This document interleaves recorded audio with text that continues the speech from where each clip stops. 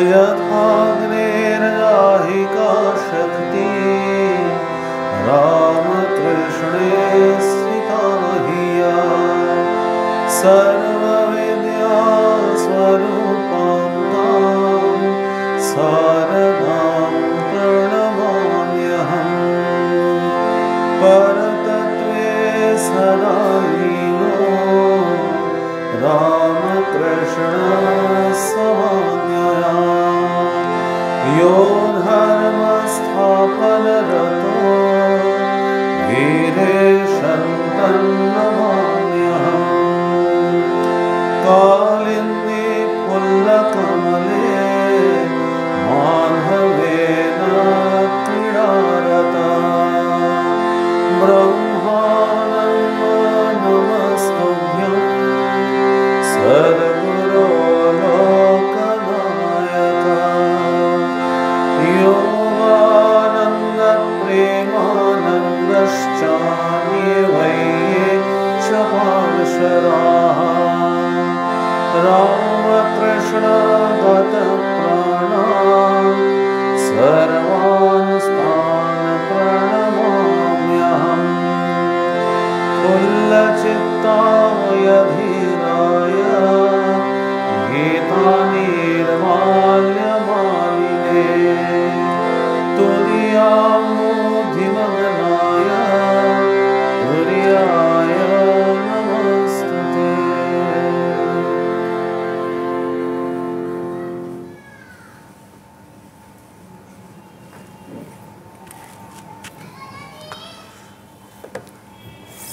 আমি আজকে আমাদের তুরীয়ানন্দজির পত্র দ্বিতীয় খণ্ড শুরু করেছিলাম। আজকে আমি কয়েকটা জায়গা থেকে তুরীয়ানন্দজির পত্রের যে প্রথম অংশ, প্রথম খণ্ড যেটা আমরা ইতোমধ্যেই পড়েছি, সেই জায়গা থেকে আজকে কয়েকটি অংশ একটু পুনরুদ্ধার করতে চাই। আমাদের শ্রী শ্রী দুর্গা পূজা, শ্রী শ্রী কালী পূজা, শ্রী শ্রী জগদ্ধাত্রী পূজা সব শেষ হয়েছে। আমরা তারপরে আবার আমাদের এই পাঠ এবং ক্লাস সেটি আবার শুরু হয়েছে। বিশেষ কয়েকটি জায়গা আমার খুব মনে হচ্ছিল, মাঝে মাঝে আমি পড়ি, অত্যন্ত বিশিষ্ট কয়েকটি জায়গা। আমরা যদিও এটি পাঠ করেছি, তবু আমার নিজের কয়েকবার মনে হয়েছে যে কয়েকটি জায়গা যদি আমরা আরেকবার একটুখানি আজকের ক্লাসের জন্য আলোচনা করে নিই। পরের ক্লাস থেকে আবার আমরা শুরু করব। তুরীয়ানন্দজি এক জায়গায় বলছেন, জপের সময় দেখুন, জপ ধ্যান আমরা কি করে করব সেই পদ্ধতিটি মহারাজ আমাদের একবার মনে করিয়ে দিচ্ছেন। জপের সময় নাম ও নামী অভেদ ভেবে তার চিন্তা করতে হয়। যে নামী অর্থাৎ নাম করলেই যার নাম তাকেই বোঝায়। ভিতরে সৎস্বরূপ আছেন, তাই ধ্যানে আনন্দ পাও। ক্রমে ওই ভাব ঘনীভূত হইলেই অনুভব হইয়া যাইবে। সব শনৈ শনৈ, একদিনে কিছুই হইবার নয়। ধ্যানে আনন্দ হয়, ইহা বড় কম কথা নয় জানিও। তোমার প্রার্থনা বেশ, ঐরূপ প্রার্থনা করিয়া যাওয়াই উচিত।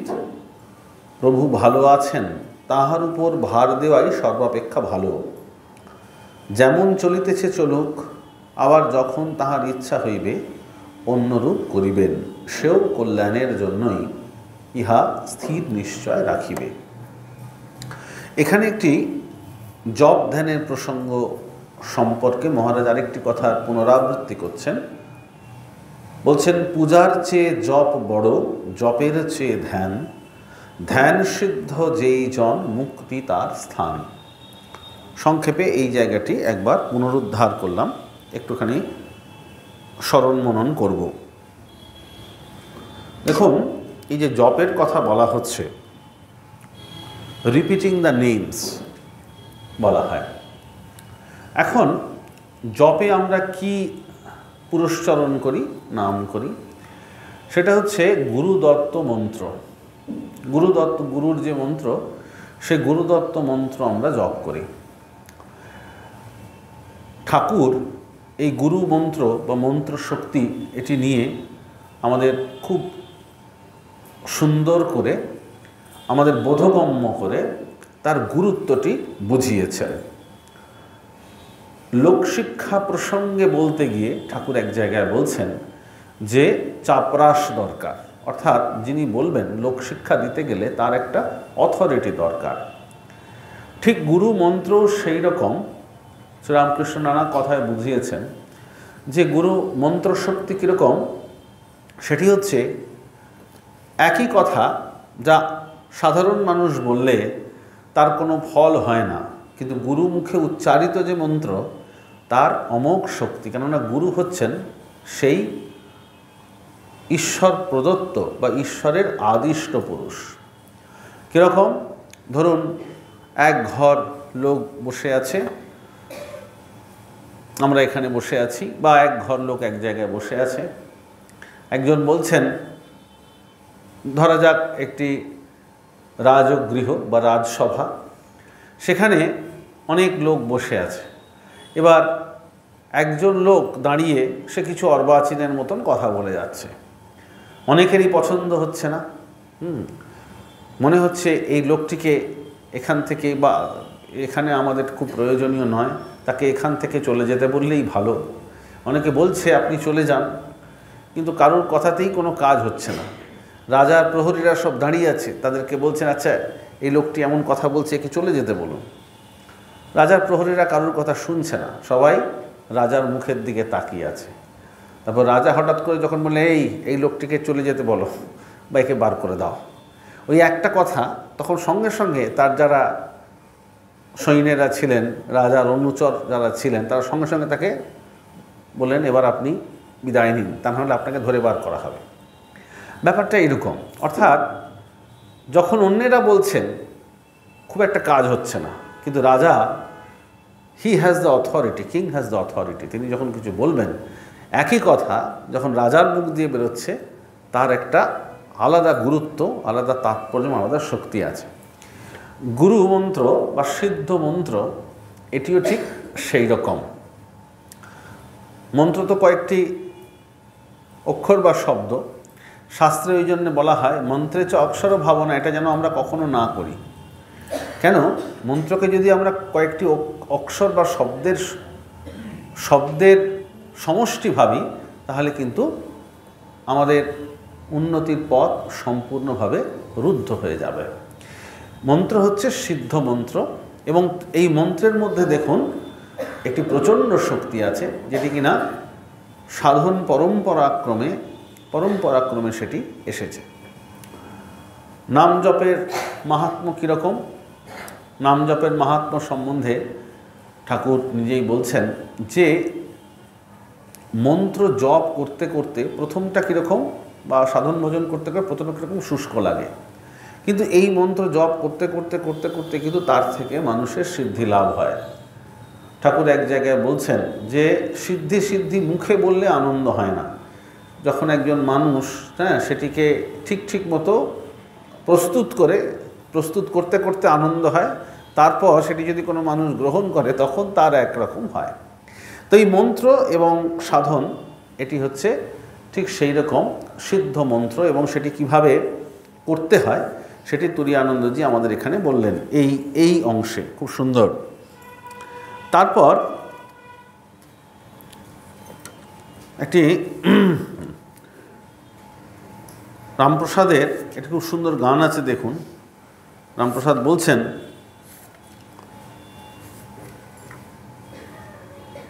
ভারী সুন্দর,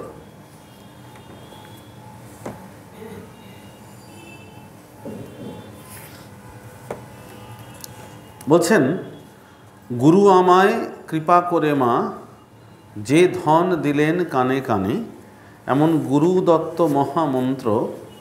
খুব সুন্দর এই গানটা, দেখি এই বইতে আছে কিনা। হ্যাঁ, রামপ্রসাদ খুব সুন্দরভাবে এটি করেছেন। দেখুন,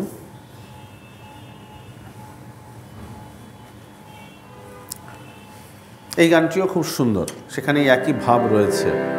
আমি আগেও করেছি এই গানটা।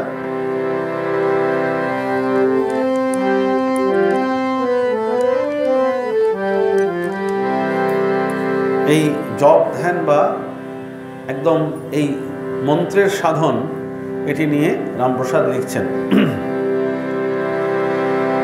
এমন মানব জমিন রইল পতি, আবাদ করলে ফুল তো সোনা। এই জপ ধ্যান নিয়ে কত সুন্দর কথা।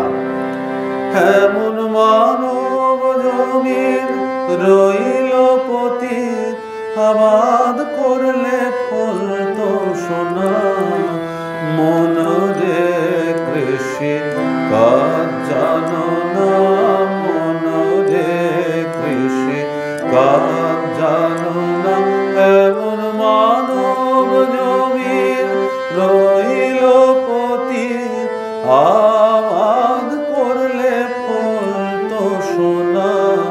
মন রে কৃষি কাজ জানো না, মন রে কৃষি কাজ জানো না।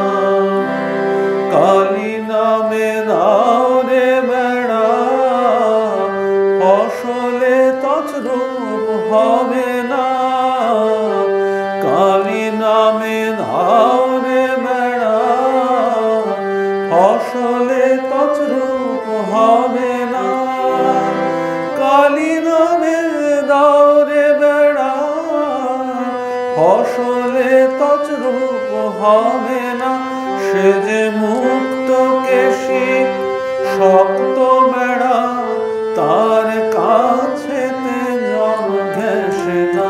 সে যে মুক্ত কেশি শক্ত বেড়া, তার কাছেতে জল ঘেঁষে না।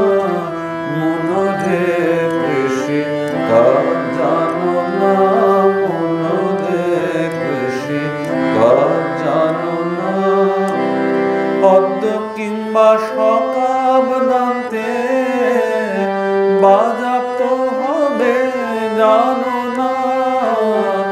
পদ্ম কিংবা শকাব্দান্তে বাজাপ্ত হবে জানো না। পদ্ম কিংবা শকাব্দান্তে বাজাপ্ত হবে জানো না। এখন আপন এক তারে মন রে ও তুই চুটিয়ে ফসল কেটে নে না। এখন আপন এক তারে মন রে ও তুই চুটিয়ে ফসল কেটে নে না। মন রে কৃষি কাজ জানো না, মন রে কৃষি কাজ জানো না। গুরুদত্ত বীজ রোপণ করে ভক্তি বাড়ি সেচে দে না। গুরুদত্ত বীজ রোপণ করে ভক্তি বাড়ি সেচে দে না। গুরুদত্ত বীজ রোপণ করে ভক্তি বাড়ি সেচে দে না। মন একা যদি না পারিস তো রামপ্রসাদকে সঙ্গে নে না। মন একা যদি না পারিস তো রামপ্রসাদকে সঙ্গে নে না। মন রে কৃষি কাজ জানো না, মন রে কৃষি কাজ জানো না। এমন মানব জমিন রইল পতি, আবাদ করলে ফুল তো সোনা। এমন মানব জমিন রইল পতি, আবাদ করলে ফুল তো সোনা। মন রে কৃষি কাজ জানো না, মন রে কৃষি কাজ জানো না, মন রে কৃষি কাজ জানো না।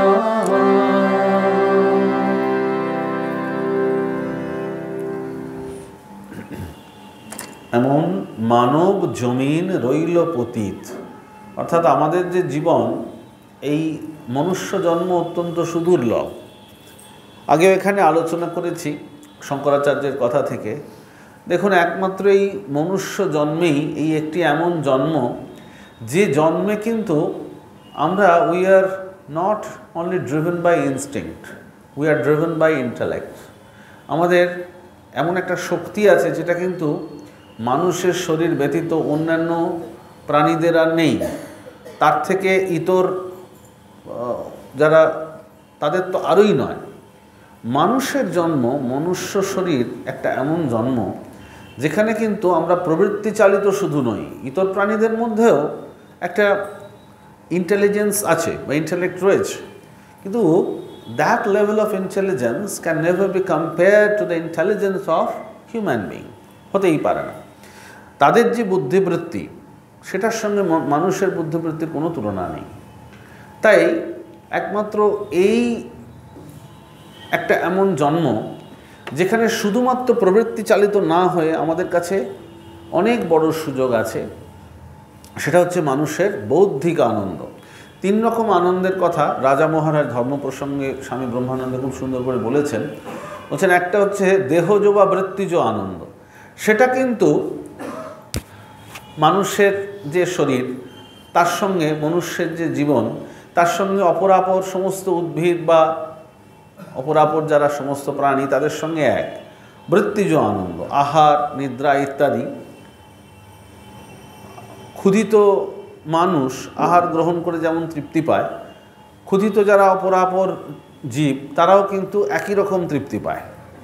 ঘুমিয়ে আমরা যেরকম আনন্দ পাই, অপরাপর জীবরাও একই রকম পায়, আলাদা কিছু নেই।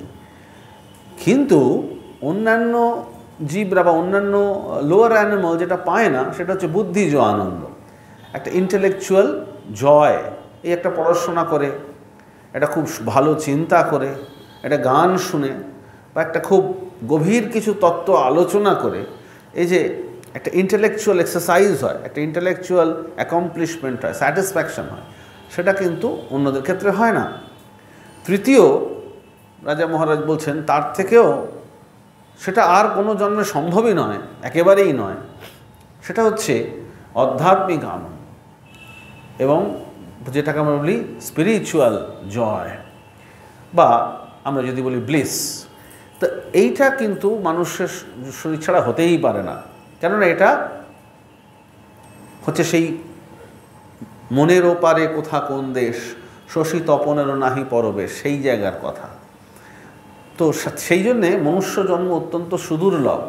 তাই রামপ্রসাদ এখানে বলছেন, মানব জমিন রইল পতিত, আবাদ করলে ফলতো সোনা, ইট লেফট ব্যারেন, পড়েই রইল, এটা আর খুব বেশি কিছু কাজ হলো না। তারপরেই দেখুন পরপর নাম মাহাত্ম্যের কথা বলছেন। কালী নামে দাওরে বেড়া, ফসলে তছরূপ হবে না। মায়ের নামে যদি কেউ এটিকে, এই আমাদের মানব জীবন ক্ষেত্রটিকে ঘিরতে পারে নামে, তাহলে তার আর ফসলের কোনো অভাব হবে না। ভারী সুন্দর। তারপরে শেষ যে চরণগুলি, গুরুদত্ত বীজ রোপণ করে ভক্তি বাড়ি সেচে দেন। এই যে গুরু মন্ত্র, গুরুদত্ত বীজ, এই যে বীজ মন্ত্র, সেটি রোপণ করে তার সঙ্গে ভক্তি বাড়ি বলছেন। এবং রামপ্রসাদ বলছেন, একা যদি না পারিস তো রামপ্রসাদকে সঙ্গে নে না। এটাও খুব সুন্দর ব্যাখ্যা আছে। আরেকটি জায়গা আমি তারপর পড়ছি, তুরীয়ানন্দজি, আজকে বললাম একটুখানি রিপিট করব। বলছেন, দেখুন এক জায়গায় একজনকে লিখছেন, বলছেন অবিদ্যাই কাম ক্রোধাদির ক্ষেত্র বটে, অনিত্য অসুচি দুঃখাত্মনাত্মসু নিত্য সূচি সুখাত্মীয় খ্যাতির অবিদ্যা। পাতঞ্জল যোগ দর্শনের সাধনপাদ থেকে এটি তিনি উল্লেখ করছেন। এই হলো বিদ্যা সংজ্ঞা পাতঞ্জলে। অর্থাৎ সংসার যে অনিত্য, তাতে নিত্যত্ববোধ, শরীরাদি যে অসুচি তাহাতে সূচিবুদ্ধি, বিষয় ভোগাদি যে দুঃখময় তাতে সুখবুদ্ধি, এবং স্ত্রী পুত্রাদি কেহই যে আপনার নয় তাহাদিগকে আত্মীয় বোধ, এইসব যে অজ্ঞানের দ্বারা হয় তার নাম অবিদ্যা। ইহা অনাদি, কবে আরম্ভ হইয়াছে তাহা ঠিক করবার জোনাই ও অনন্ত। অর্থাৎ যতদিন না ভগবানের কৃপায় জ্ঞান হয় ততদিন পর্যন্ত স্থায়ী, নষ্ট হয় না। এই অবিদ্যাই ভগবানের পথে অগ্রসর হতে দেয় না। তবে ভগবান বলিয়াছেন, আমার যে শরণ লয় সে এই অবিদ্যা অতিক্রম করে। মামে বইয়ে প্রপদ্যন্তে মায়ামেতাম তরন্তিতে, তার শরণ নিয়ে তার দিকে চেয়ে থাকা ভালো, এই হচ্ছে কাজ। একবার একজন মহারাজ আমাদের প্রসঙ্গে, আলোচনা প্রসঙ্গে বলছিলেন, আচ্ছা দেখো সমস্যাটা কোথায়। সমস্যা হচ্ছে, দেখুন আমরা সবাই এখানে যারা রয়েছি সবাই বসে আছে, আমরা প্রত্যেকেই কিন্তু ঠাকুরমা স্বামীজিকে ভালোবাসি, ভালোবাসতে চেষ্টা করছি। অন্তত আমরা সকলেই চাই তারা আমাদের প্রতি কৃপা দৃষ্টি, কৃপা কটাক্ষে আমাদের সমস্ত তাদের দিকে টেনে নিন, আমাদের যেন শরীর মন প্রাণ তাদের চরণ পাদপদ্মে যায়, এরকম ভাবনা আমাদের সবারই আছে, এটা রয়েছে। আবার পাশাপাশি সম্পূর্ণভাবে জগৎকে চাই না, এটাও আমরা বলতে পারি না। তো এইটা একটা সমস্যা। আমরা কিছুটা জগৎকেও চাই, তার মধ্যে খুব যে মানে জগৎকে চাওয়ার মধ্যে যে খুব ভুল আছে এমনটা সবসময় বলছি না। দেখুন, জগৎকেও চাই আবার ভগবানকেও চাই। এখন দুটো জিনিস কিন্তু পুরো দুটো উল্টো দিক। হ্যাঁ, দুটো কিন্তু সম্পূর্ণ উল্টো দিক। ঠাকুর সেই দুই মদ্যপের গল্প বলেছিলেন। বলছেন তারা সেই হচ্ছে এক রাত্রিবেলা নেশার ঘরে দক্ষিণেশ্বরে নৌকোয় উঠে তারা দাঁত টানতে শুরু করলো, বলে কাশিতে গিয়ে পৌঁছবই। তারপরে সারা রাত ধরে অনেক নৌকো টেনে, দাঁতটা টেনে যখন ভোরের আলো ফুটে আসছে, তাদেরও ধীরে ধীরে অনেক এক্সারসাইজ হয়েছে, নেশার ঘোর কেটে যাচ্ছে আস্তে আস্তে। তখন তারা দেখছে যে যেখানে ছিল সেখানেই দাঁড়িয়ে আছে। কি ব্যাপার, অনেক সারা রাত ধরে নৌকার দাঁড় টেনেছে, কিন্তু সমস্যা হচ্ছে ওই দাঁড় টেনেছে ঠিকই, কিন্তু নোঙরটা দড়িটা দিয়ে বাঁধা ছিল যেটা নৌকোটা, সেটাকে খোলেনি। এখন টানাটানি করলে কি হবে, নৌকোটা ওইখানেই দাঁড়িয়ে আছে। এখন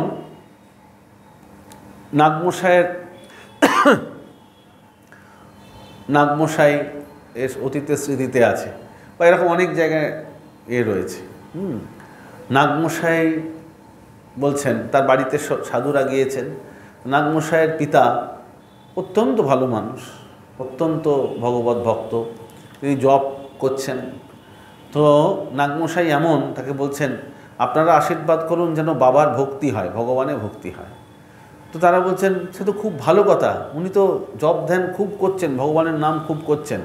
নাগমশাই বলছেন তা করলে কি হবে, উনি আমাকে বড্ড ভালোবাসেন, মানে অ্যাটাচমেন্ট থেকে বেরোতে পারছে না। তখন সাধুরা বলছেন আপনার মতো ছেলেকে ভালোবাসবে না তো কাকে ভালোবাসবে। তখন নাগমশাই বলছেন ও কি কথা বলেন, ও কি কথা বলেন। হ্যাঁ, যাই হোক, তো এইটা হচ্ছে ব্যাপার। এইখানে এরকম একটু বর্ণনা দেওয়া হচ্ছে। বলছে এই দেখুন, নিত্যত্ববোধ, সংসার অনিত্য। এখন এটা তো আমরা সবাই বুঝতে পারছি। আজ থেকে 10 বছর আগে আমাদের প্রত্যেকের শরীরে যা সক্ষমতা ছিল, 20 বছর আগে যা ছিল, এখন সেই সক্ষমতা নেই। শরীর তো পরিবর্তনশীল, বোঝাই যাচ্ছে আস্তে আস্তে। তার থেকেও বেশি অনিত্য মানে পরিবর্তনশীল, সোজা কথা, which is not eternal, which is changing, তাই তো? এবার শরীরের ধর্ম তো বুঝতেই পাচ্ছি, ষটবিধ বিকার, সবাই বুঝতে পারছি, আমরা হাড়ে হাড়ে টের পাচ্ছি আর কি। হ্যাঁ, জায়াতে অস্তি বর্ধাতে বিপরিণামাতে অপক্ষীয়াতে মৃয়াতে। তো শরীরের বয়স হচ্ছে, এটা বুঝতে পারছি। তার থেকেও বেশি পরিবর্তনশীল সেটা হচ্ছে মাইন্ড, আমাদের মন। 5 মিনিট আগে মনের যেরকম অবস্থা ছিল, ফট করে 5 মিনিট পরে সেই মন সম্পূর্ণ পরিবর্তিত হলো। শরীর মন এত পরিবর্তনশীল, আর তার সঙ্গে জগৎটা যে কত পরিবর্তনশীল সেটাও আমরা বুঝতে পারছি, যে চতুষ্পার্শ্ব 10 বছর আগে যেমন ছিল এখন সম্পূর্ণ পরিবর্তন হয়ে গেছে। কিছু কিছু মিল আছে কিন্তু পরিবর্তনটাই বেশি। এই পরিবর্তনটা আমরা সবাই বুঝতে পারছি এবং আমরা সকলে বুঝতে পারছি যে আমাদের প্রত্যেকের এন্ড কোথায়, এর শেষ কোথায়, শেষটাও জানা, কিন্তু তাহলেও একটা প্রচণ্ড অ্যাটাচমেন্ট রয়ে যাচ্ছে, বেরিয়ে আসতে পারছে না। এটা একটা প্রবলেম। বলছেন এটাই হচ্ছে মায়া। হ্যাঁ, স্বামীজির এইসব চমৎকার গল্প রয়েছে, স্বামীজিও ঠাকুরেরও এরকম নানান রকম গল্প আছে। সেই নারদের গল্প আপনারা পড়েছেন হয়তো সবাই। নারদ ভগবানকে জিজ্ঞাসা করেছিলেন, প্রভু মায়া কাকে বলে? তখন নারদকে নিয়ে ভগবান বললেন, চলো বেরোই। তারপরে তাকে নিয়ে ঘুরতে ঘুরতে মর্তে এসে একটি বাড়ির কাছে দাঁড়ালেন। তো বললেন যে, নারদ আমার খুব জল তেষ্টা পেয়েছে, তুমি আমাকে একটু জল এনে দিতে পারো? তো নারদ একটি গৃহস্থ বাড়ির কাছে গেছে। তো সেই বাড়িতে একটি অত্যন্ত পরমা সুন্দরী একটি কন্যা ছিল। তো নারদ তাকে জল চাইলেন, কিন্তু তাকে দেখে এমনই মোহমুগ্ধ হলেন, পিতাকে গিয়ে বিবাহ প্রস্তাব দিলেন। পিতা রাজিও হয়ে গেলেন, ভুলেই গেছেন যে প্রভু তাকে জল আনতে বলেছেন। তিনি অত্যন্ত আনন্দের সঙ্গে সেই সংসারে থেকে গেছেন। অনেক বছর কেটে গেছে, তার কয়েকটি সন্তানাদিও হয়েছে।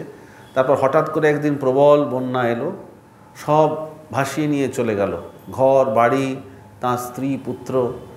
হ্যাঁ, নারদ তখন হাহাকার করছেন, বন্যায় সব ভেসে যাচ্ছে। তো হঠাৎ করে তার মনে খুব দুঃখ হয়েছে, তার স্ত্রী পুত্র সংসার সম্পদ সব ভেসে গেল। হঠাৎ করে ভগবানের গলা শুনছেন, বলছেন, বৎস নারদ, 1 ঘন্টা হয়ে গেল, তুমি আমার জন্যে জল আনলে না। তখন নারদের মনে পড়েছে, বলছেন, প্রভু এত বছর হয়ে গেল, হ্যাঁ আপনি এখন জল চাইছেন? ভুলেই গেছি, এত বছর হয়ে গেছে। তখন ভগবান বলছেন, তুমি মায়া কাকে বলে জানতে চেয়েছিলে না? এই দেখো, এরই নাম মায়া।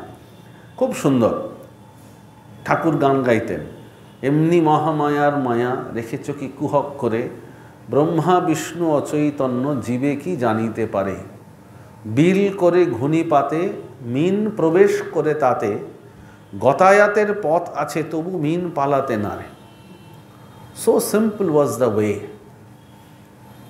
অনেক বছর আগে বেদান্ত কেশরী, আমাদের যে ইংলিশ যে পত্রিকা আছে না, আপনারা বেদান্ত কেশরী হয়তো অনেকে সাবস্ক্রাইব করেন, সেখানে একটা ভারী চমৎকার কবিতা পড়েছিলাম। আমাদের একজন মহারাজ তিনি সেই কবিতাটা লিখেছিলেন, ভারী চমৎকার কবিতা, এইরকম ভাবের আর কি। আর থর্নি টুইগ, এখন আমার মনে আছে, থর্নি টুইগ কবিতাটার বাংলা অনুবাদ করলে এরকম হয় যে, আমি সকালবেলা উঠে ফুল তুলতে গিয়েছিলাম, হঠাৎ একটা কাঁটা গাছের ডাল আমার হাতে আটকে গেল। হ্যাঁ, আমি অনেক চেষ্টা করছি কিন্তু কিছুতেই আঙুলটা ওখান থেকে বার করতে পারছি না। এক জায়গা থেকে বার করছি, আবার এক জায়গায় আঙুলটা লেগে যাচ্ছে। ওই কাঁটা গাছের আগায় ওই ডালের কাছে ফুলটা রয়েছে, আমি চেষ্টা করছি ছাড়তে, হচ্ছে না। তারপরে অনেক চেষ্টার পরে মনে হলো, আরে এটাকে তো ছুঁড়ে ফেলে দিলেই হয়। দেখা যাচ্ছে ওটাকে আমিই ধরে রেখেছি, ওটাকে ছুঁড়ে ফেলে দিতেই আমার সব যন্ত্রণা চলে গেল। সংসারটা হচ্ছে খানিকটা এরকম যে আমরা ওটাকে ধরে রেখেছি, মানে ছাড়লেই ছাড়া যায়, কিন্তু অনেকটা দিক থেকে দেখতে গেলে আমরা ভাবি সংসার ধরে রেখেছে। খুব গভীরভাবে চিন্তা করে দেখতে গেলে দেখা যাচ্ছে সংসার কিন্তু আমাদের ধরে, আমরাই ধরে আছি। এবার ধরে থাকার মানে কি? ঠাকুর বলছেন ভারী সুন্দর কথা। ঠাকুর বলছেন, দেখুন সংসারে থাকার কথা ঠাকুর ভারী চমৎকার বলছেন, বলছে কীরমভাবে থাকতে হবে, ধরে থাকার মানে কি আর না ধরার মানে কি। ঠাকুর বলছেন সংসারে থাকতে হবে ঠিক ওই নৌকার মতো, নৌকা জলে ভাসে কিন্তু তার মধ্যে জল ঢোকে না, ছেড়ে দেওয়ার মানেও হচ্ছে তাই। সংসার সরাসরি ত্যাগ করার কথা ঠাকুর কিন্তু বলছেন না, বলছেন ওই নৌকার মতো ভেসে থাকতে হবে, পাঁকাল মাছের মতো থাকতে হবে, এইসব বলছেন। সংসারে থাকার যে স্ট্র্যাটেজি, এটা ঠাকুর আমাদের এইভাবে বলছেন। যাই হোক, তারপরে বলছেন বিষয় ভোগাদি যে দুঃখময় তাতে সুখবুদ্ধি, তো হ্যাঁ, এরকম দেখবেন যারা পরিণত মানুষ, আপনারা সকলেই পরিণত মানুষ, যাদের অভিজ্ঞতা হয়েছে তাদের মধ্যেই সুখ এবং দুঃখ দুই রকমের অভিজ্ঞতাই রয়েছে। তাই এটা হচ্ছে একটা মায়ার প্রভাব। তো এই মায়ার প্রভাব থেকে বেরোনোর উপায় কি? তখন এই ভগবত গীতার কথা এখানে মহারাজ উল্লেখ করছেন যে ভগবানের শরণ নেয়া। শ্রীরামকৃষ্ণদেব এটা নিয়ে খুব সুন্দর কথা বলেছেন। হ্যাঁ, গৃহী ভক্তদের সাহস দিয়ে বলছেন, তোমাদের এ বেশ, হ্যাঁ, কেল্লার মধ্যে থেকে যুদ্ধ করা ইত্যাদি ইত্যাদি। এই যে তখন সাংসারিকতা, সংসারকে ধরে থাকা, নিত্য অনিত্য, ঠাকুরকে একজন সরাসরি প্রশ্ন করছেন, সংসার কি ত্যাগ করিতেই হইবে? বোঝা যাইছে আমাদের মতো আর কি, সংসার কি ত্যাগ করিতেই হইবে? তখন ঠাকুর তাকে উত্তর দিচ্ছেন, না, তা কেন, তোমরা মনে ত্যাগ করবে। কি সুন্দর কথা, তোমরা মনে ত্যাগ করবে। তো এই হচ্ছে ধরা আর ছাড়া। এখানেও সেই মানসিক ত্যাগের কথাই ভীষণভাবে বলা হয়েছে। তো এটি হচ্ছে মূল কথা, তার স্মরণ নিয়ে তার দিকে চেয়ে থাকা, এই হচ্ছে কাজ। স্বামীজির কথা সত্য, প্রেম ভক্তি সকলের ভিতরেই আছে, কাম কাঞ্চনের আবরণ দূর করলেই প্রকাশিত হয়। এই আবরণ দূর করার চেষ্টাই হলো সাধন। আর আবরণ দূর হইলেই কুলকুণ্ডলিনী জাগেন। নানাভাবে মন এলোমেলো করলে কিছুই হবে না। একটাতে নিষ্ঠা করে ইহারই সহায় আমি মুক্ত হব, কি ভগবত ভক্তি লাভ করব, এইরূপ নিশ্চয় হয়ে লেগে থাকতে হবে। দেখুন এই গানটা ভারী সুন্দর, এখানে এরকম একটা ভাব রয়েছে, ভারী সুন্দর।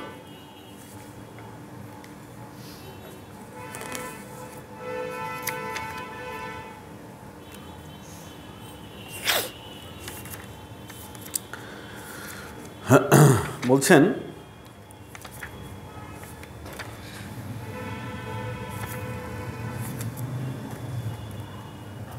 খুব সুন্দর রামপ্রসাদের গান।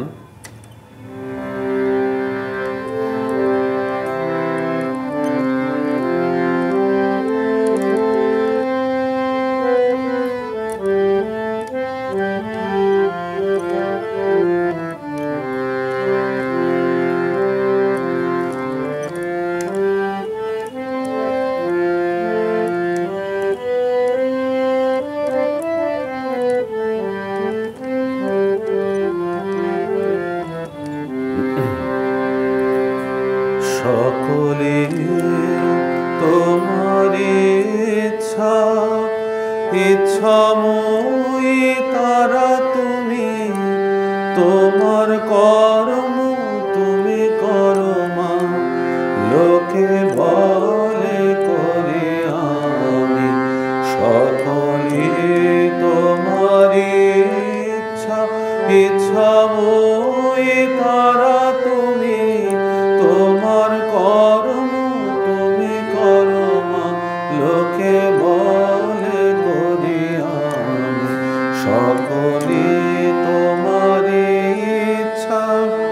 পঙ্কে বদ্ধ করো করি, পঙ্গুরে লঙ্ঘাও গিরি। পঙ্কে বদ্ধ করো করি, পঙ্গুরে লঙ্ঘাও গিরি। কারে নাও মা ব্রহ্মপদ, কারে করো অধমানি। কারে নাও মা ব্রহ্মপদ, কারে করো অধমানি। সকলে তোমার ইচ্ছা, ইচ্ছাময়ী তারা তুমি, তোমার কর্ম তুমি করো মা। লোকে বলে করি আমি, সকলে তোমার ইচ্ছা। আমি যন্ত্র তুমি যন্ত্রী, আমি ঘর তুমি ঘরণী। আমি যন্ত্র তুমি যন্ত্রী, আমি ঘর তুমি ঘরণী। আমি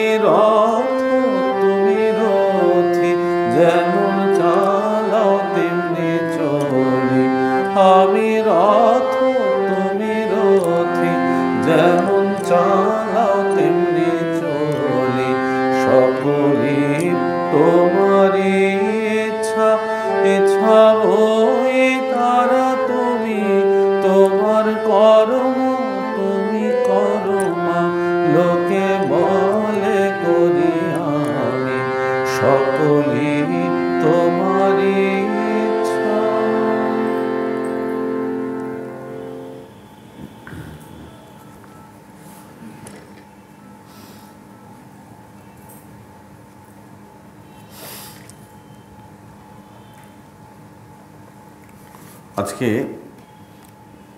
শনিবার। দেখুন, আচ্ছা এটা শেষ করি তারপর।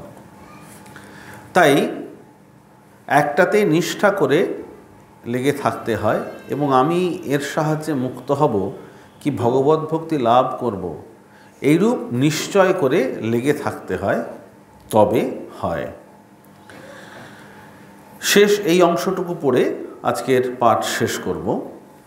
বলছেন এখানে একটু সুন্দর বিচারের কথা, তত্ত্বের কথা তুরীয়ানন্দজি বলছেন। সেটি কি দেখুন। ভক্তির কথা হলো, এবার একটু জ্ঞানের কথা বলছেন। এই যা পড়লাম, মানুষ যন্ত্রমাত্র, প্রভুই যন্ত্রী, ধন্য সেই যাহার দ্বারা তিনি আপন কার্য করাইয়া লন। সকলকেই এই সংসারে কার্য করিতে হয়, না করিয়া কাহারও যাইবার জো নাই। তবে যে আপনার নিজের স্বার্থসিদ্ধির উদ্দেশ্যে কর্ম করে, তাহার কর্ম তাহাকে পাশ হইতে মুক্ত না করিয়া বন্ধন ঘটায়, আর তাহার জন্য কাজ করিয়া কুশলী পুরুষ কর্মপাশ ছিন্ন করিয়া থাকে। আমি নই, তিনিই কর্তা, এই বোধে পাশ ছিন্ন হয়, আর ইহাই অতিশয় সত্য। আমি কর্তা এই বোধ ভ্রান্তি মাত্র, কারণ আমিকে খুঁজিয়া পাওয়া দুরহ। কে আমি বিচার করিলে ঠিক ঠিক আমি তাহাতেই পর্যবসিত হয়। দেহ মন বুদ্ধি এ সকল আমি বোধ অবিদ্যা কল্পিত ভ্রান্তি মাত্র, শেষ পর্যন্ত টেকে কই। কেহই তো আর বিচারে থাকে না, সব চলে যায়, থাকে মাত্র এক সত্তা, তাহা হইতে সমস্ত নির্গত হইতেছে, যাহাতে সমস্ত স্থিত, অন্তে তাহাতেই লীন। সেই সত্তাই অখণ্ড সচ্চিদানন্দ ব্রহ্ম, অহম প্রত্যয় সাক্ষী, আবার সৃষ্টি স্থিতি প্রলয়কারী, অথচ নির্লিপ্ত বিভু। তাহাকে আশ্রয় করিয়া এই জগৎযন্ত্র পরিচালিত হইতেছে। লীলাময় লীলা দেখিতেছেন ও আনন্দ করিতেছেন। যাহাকে ইহা বুঝাইতেছেন সে বুঝিতেছে, অন্যে বুঝিয়াও বুঝিতেছে না, আপনাকে তাহা হইতে ভিন্ন ভাবিয়া মুক্ত হইতেছে। ইহাই মায়া। তাহার শরণাগত হইয়া কর্ম করিলে এই মায়া অপগত হয়। কর্তা বোঝে যে সে কর্তা নয়, যন্ত্রমাত্র। ইহার নাম করিয়াও না করা, ইহাই অকর্তানুভূতি, ইহাই জীবন মুক্তি। এই জীবন মুক্তি সুখ ভোগ করিবার জন্যই আত্মার দেহ ধারণ, নতুবা নিত্যমুক্ত আত্মার সংসার কামনা জন্মধারণ কোনো রূপেই সঙ্গত হয় না। কি সুন্দর কথা। এইখানে মহারাজ জীবন মুক্তি, আত্যন্তিক দুঃখ নিবৃত্তি এবং জীবন মুক্তি সুখ প্রাপ্তির যে তত্ত্ব, সেটিকে ভারী সুন্দর করে তুলে ধরলেন।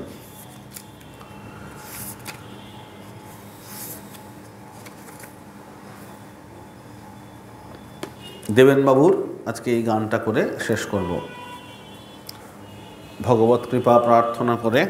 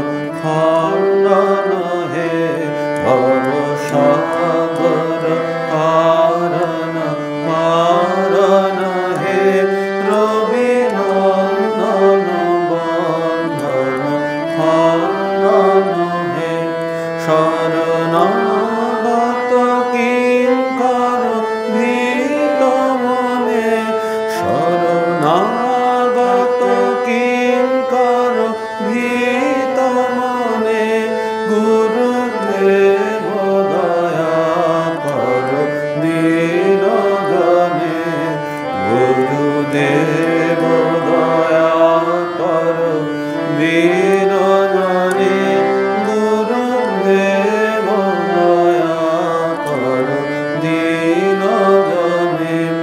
হৃদি কন্দর তামস ভাস্কর হে, তুমি বিষ্ণু প্রজাপতি শঙ্কর হে, পর ব্রহ্ম পরাৎপর বেণুধনে, পর ব্রহ্ম পরাৎপর বেণুধনে, গুরুদেব দয়া কর দীন জনে, গুরুদেব দয়া কর দীন জনে, গুরুদেব দয়া কর দীন জনে।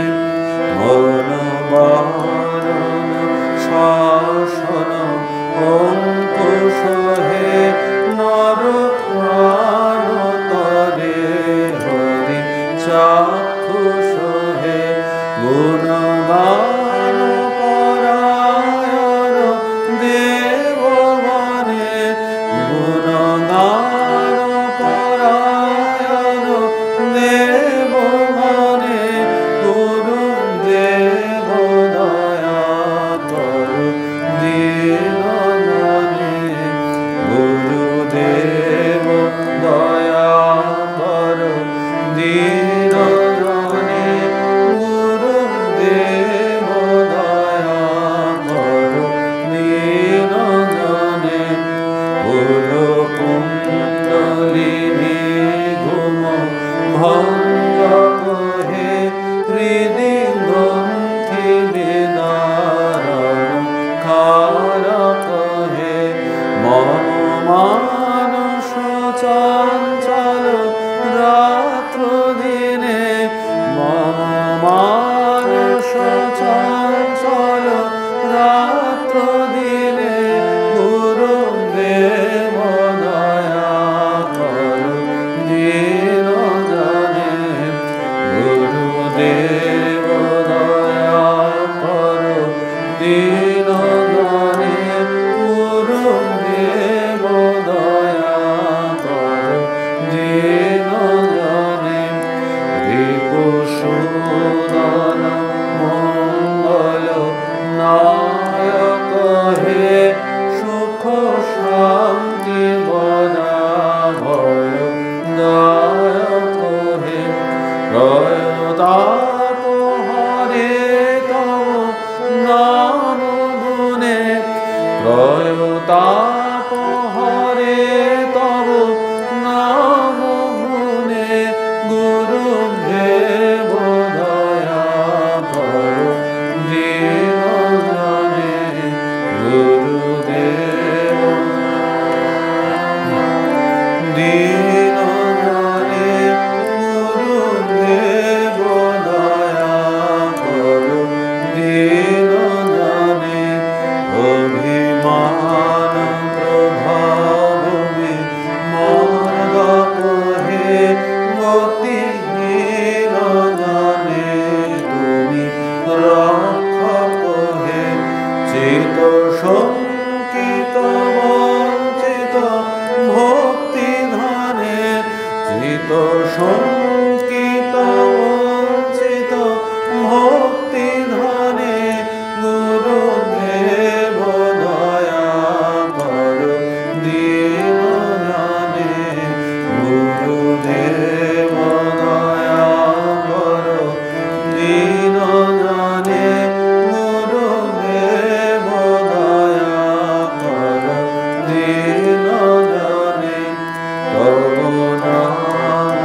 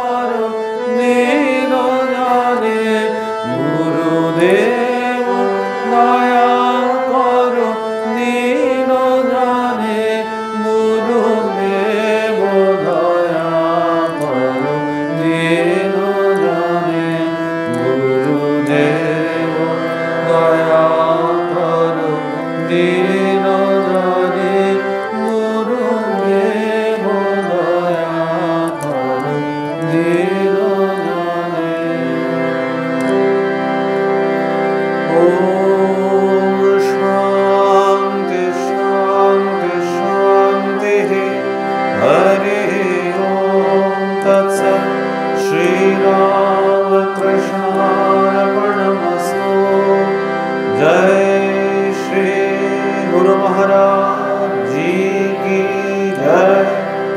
जय महामाई की जय। जय स्वामी जी महाराज जी जय। जय